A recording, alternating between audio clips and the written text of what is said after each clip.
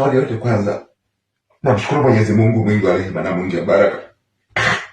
Pia naomba niwashukuru wale wote ambao wamekuwa nami kwa muda wote na wakati wote. Ndani ya miaka 8 leo natimiza siku 2 tangu nipata ajali hii ya kudondokewa na kifusi nikiwa machimboni katika kutafuta riziki. Ndugu zangu ambao mnaendelea kunisupport, sina mengi ya kusema zaidi ya kusema Mwenyezi Mungu awabariki sana, awapeni afya njema, awaepushe na mitihani kama hii ambayo naipitia mimi.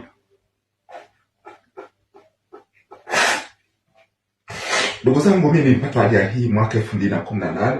Ilikuwa tarehe 7 mwezi wa 4, ambapo tulikuwa ni watu 8 wote tukaingia kwenye shimo lililokuwa na urefu wa mita 12 kutoka usawa ardhi kwenda chini. Na kipindi tukiwa ndani ya shimo, ardhi ilikatika na ikaweza kutufukia wote, ambapo baada tu ya kutufukia ndipo wenzangu 7 wote wakapoteza maisha. Na mimi nikaokolewa na kuweza kupelekwa hospitalini kwa ajili ya matibabu zaidi, ambapo baada ya kufika hospitalini niliweza kufanywa vipimo vya MRI, CT scan, ultrasound na vipimo vingine mbalimbali.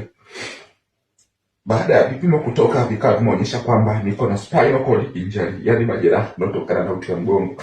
Kwa hiyo sitatembea.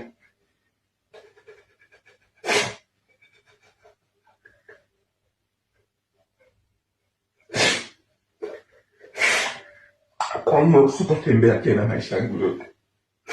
Baada ya majibu kutoka